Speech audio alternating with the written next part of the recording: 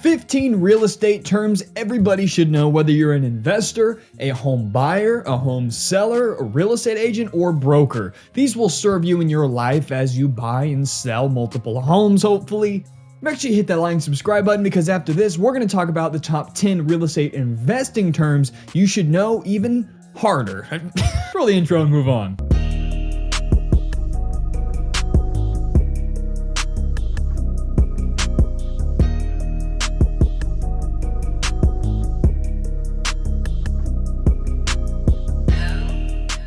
Make me a deal. If you get any value or information out of today's video, hit that like and subscribe button. I would greatly appreciate it. My name is Greyson Roberts, realtor and owner of Boss Properties. If you're looking to buy, sell, or invest in the greater United States of America, baby, give me a call rather. Call, text, email, 24/7, whatever's your speed. I'd love to connect you with the top dog real estate agent in whatever city you're from. Maybe you're looking to buy a lake home in the hills in Table Rock in Missouri. Hey, I got people for that too. I connect good people with great real estate agents. Anyway, let's get into number one. And number one is going to be adjustable rate mortgage, or an ARM loan. An adjustable rate mortgage, commonly known as an ARM, is a type of home loan where the interest rate fluctuates over time.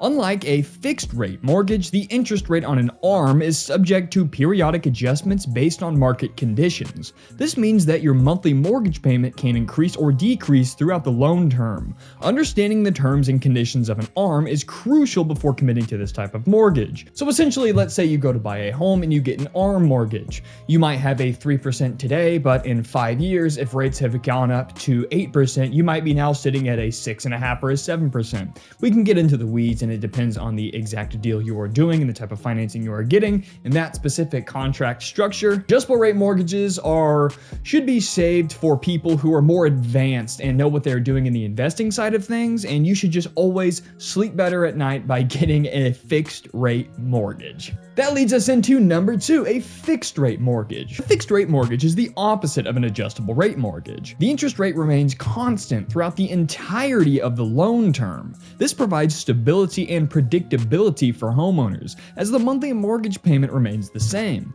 It is important to note that fixed rate mortgages may have higher initial interest rates compared to adjustable rate mortgages, or ARMs. Essentially, if you get an ARM loan, you could be paying $1,300 a month day one and $1,600 10 years from now. It could go much higher than that depending on your specific deal. But with a fixed rate, you're going to pay the same on month one as you're going to pay on month 400, right? Throughout the whole 30 years, that baby is locked. The third term everybody should know is a buyer's agent, someone like me. A buyer's agent is a real estate professional who represents the interests of the buyer in a real estate transaction. They assist buyers in finding suitable properties, negotiating offers, and guiding them through the home buying process. A buyer's agent works exclusively for the buyer and is responsible for protecting their best interests throughout the transaction. Let's say you wanted to buy a home, you called me, I would be your buyer's agent. I would guide you through the whole process, go on showings, and charge you zero. Buyer's agents are, for the most part, usually, and for me, always free for the client. So let's say you use me to go buy a home. You're not paying me my commission. No, the seller is paying me a commission out of their profits from the sale of the home. Term number four, cash reserves. Cash reserves refer to the amount of money that a buyer has set aside after making the down payment and covering closing costs. These reserves act as a safety net and provide financial security in case of unexpected expenses or emergencies. While not all lenders require cash reserves, having them can strengthen your financial position and increase your chances of loan approval. It's basically a fancy term for a nest egg. Term number five, interest. Interest is the cost of borrowing money from the lender. In the context of a mortgage, it is the additional amount charged by the lender for providing the loan. The interest rate is expressed as a percentage and is applied to the principal amount of the loan. It is extremely important to consider the interest rate when evaluating different mortgage options, as it directly affects the overall cost of home ownership. You can type into Google mortgage calculator and you can toggle around with the interest rates going all the way from 0% to, well, as high as you want. So if you bought a home for $250,000 and locked in a 2% interest rate, your monthly payment will be significantly lower than the person who bought the same house next door for the same price but got a 6% interest rate. They play a huge role in buying property. All right, number six is private mortgage insurance, or PMI. Private mortgage insurance, or PMI, is an insurance policy that protects the lender in case the borrower defaults on the mortgage. PMI is typically required when the down payment is less than 20% of the home's purchase price. It is an additional cost that that is added to the monthly mortgage payment. Once the borrower has paid off a certain percentage of the loan or the home's value has increased, PMI can be removed. Which leads us perfectly into number 7, refinancing. Refinancing is the process of replacing an existing mortgage with a new one. Homeowners may choose to refinance their mortgage to take advantage of lower interest rates, shorten the loan term, or access the equity in their home. Refinancing can help borrowers save money on their monthly payments or free up funds for other purposes. So a really common example of refinancing that we saw, especially in 2020, and you got a $400,000 mortgage at 5%.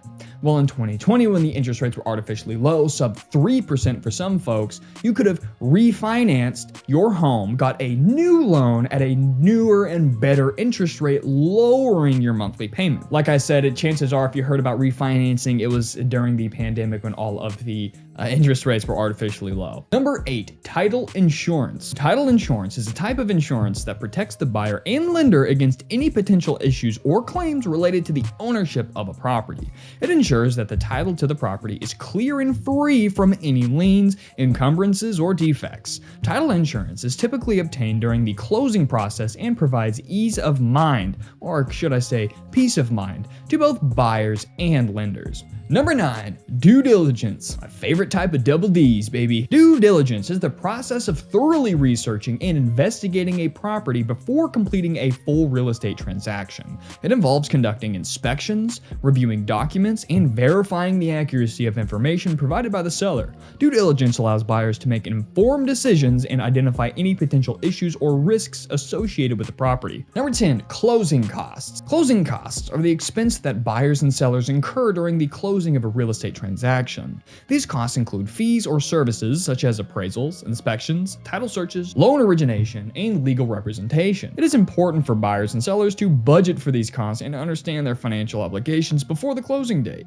Closing costs are essentially all of the costs involved in actually buying the home that does not include the down payment. So you've got the down payment, but you're still going to have thousands of dollars in other miscellaneous fees that you're going to have to pay at closing. Those are closing costs. All right, number 11, assessed value. The assessed value is the value assigned to a property by a public assessor for the purpose of determining property taxes. It is based on factors such as the property size, location, and condition. The assessed value may not necessarily reflect the market value of the property, but it is used as a basis for calculating property taxes. So just know that assessed value is tied to taxes. Number 12, mortgage broker. Mortgage broker is a licensed professional who acts as an intermediary between borrowers and lenders, aka a middleman. They help borrowers find suitable mortgage options and negotiate the terms on their behalf.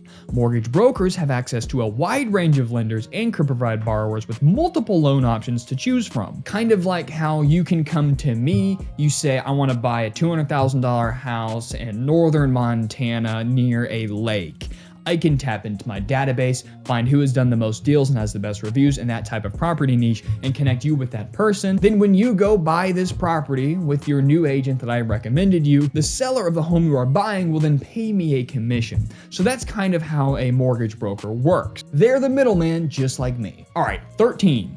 Offer. An offer is a proposal made by a buyer to purchase a property at a specific price in very specific terms. The offer is typically presented to the seller through the buyer's agent and may include contingencies such as financing or inspection. The seller has the option to accept, reject, or counter the offer. 14. Pre-approval letter. One of the most important things and one of the first things your agent's going to tell you to get when start looking for a new home. A pre-approval letter is a document issued by a lender after evaluating a borrower's financial information. It states the maximum loan amount for which the borrower is pre-approved. Having a pre-approval letter strengthens a buyer's position in a competitive market, as it demonstrates their financial readiness and seriousness to sellers. So if you're my client and we start placing offers on properties, but you haven't been fully 100% pre-approved for a mortgage yet, the sellers and the seller's agent will look at it and be like, well, he wants to buy my property, but there's no guarantee that he will. But if you do have that letter, the sellers and the seller's agent will look at it and be like, oh, this guy is actually already ready to put down money today on this property, if that makes sense. All right, finally is a listing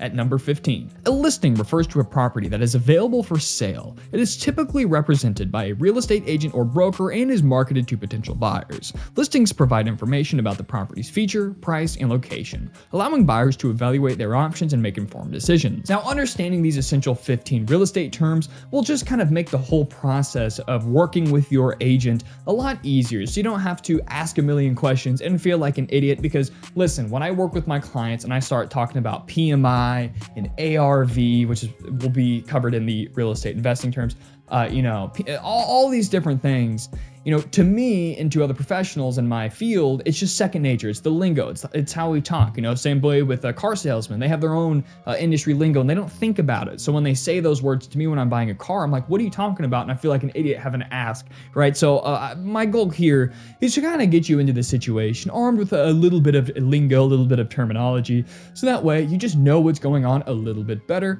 And the more you understand, the better you'll sleep at night through the stressful process of home buying. Anyway, guys, hold on to the deal up. If you got any value or information, hit that like and subscribe button. Let me know if I can help you with any real estate needs across the entire country, and stay tuned for my top 10 real estate investing terms that will be a lot different. See you next time.